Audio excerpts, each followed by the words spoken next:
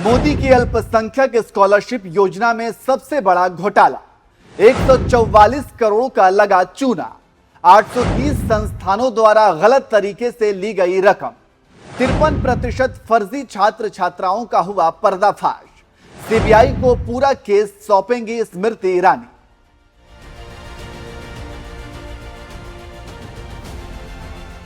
नमस्कार, मैं नियाज खान और आप देख रहे हैं एनएमएफ न्यूज। केंद्र की मोदी सरकार पर यह आरोप लगता रहा है कि यह अल्पसंख्यकों की उपेक्षा करती है और यह आरोप कोई और नहीं बल्कि विपक्ष लगाता है।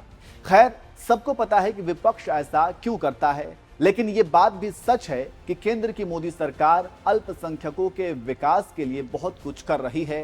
कानून में बदलाव से लेकर शिक्षा के क्षेत्र में भी मोदी सरकार अल्पसंख्यकों के लिए बहुत काम कर रही है। लेकिन इसी बीच एक ऐसी खबर आई है जिसके बाद विपक्ष एक बार फिर से मोदी सरकार पर हमलावर है और इसके साथ ही साथ मोदी सरकार भी एक्शन में आ गई है, क्योंकि मोदी की अल्पसंख्यक स्कॉलरशिप योजना में सबसे बड़े घोटाले का पर्दाफाश हुआ है।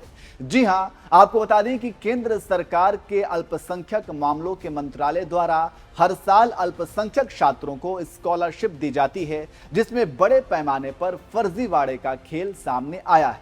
मंत्रालय की ओर से किए गए दावों के मुताबिक छात्रवृत्ति योजना में लगभग 144 करोड़ का घोटाला हुआ है। वहीं इस मामले को अल्पसंख्यक मामलों के मंत्री स्मृति ईरानी ने सीबीआई को सौंपने का फैसला किया है।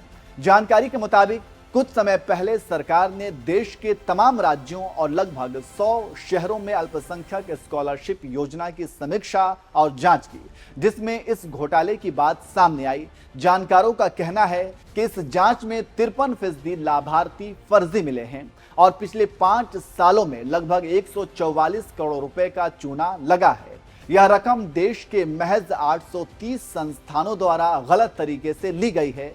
जानकारी के मुताबिक कुछ समय पहले मंत्रालय की ओर से 34 राज्यों के 100 जिलों के भीतर यह जांच कराई गई, जिसमें 21 राज्यों के 1572 संस्थानों में से 830 संस्थान फर्जी पाए गए।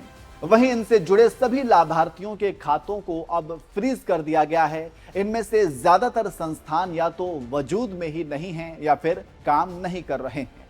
इसके अलावा बाकी संस्थानों की भी जांच चल रही है। फर्जीवाड़े में जिन राज्यों में बड़ी संख्या में मामले सामने आए हैं, उसमें असम, पश्चिम बंगाल, कर्नाटक, यूपी, छत्तीसगढ़, राजस्थान, केरल, पंजाब और जम्मू कश्मीर जैसे राज्य और केंद्र शासित प्रदेश शामिल हैं। वहीं अब स्कॉलरशिप में इतने बड़े पैमाने पर हुए घोटाले की जांच सीबीआई को सौंपने का फैसला हुआ है। तो इस तरह से आप समझ गए होंगे कि पूरा मामला क्या है और किस तरह से इस पूरे स्कैम को अंजाम दिया गया है। अब देखना होगा सीबीआई जांच में और क्या कुछ खुलासा होता है और दोषियों पर क्या कार्रवाई होती है, ये देखने वाली बात होगी।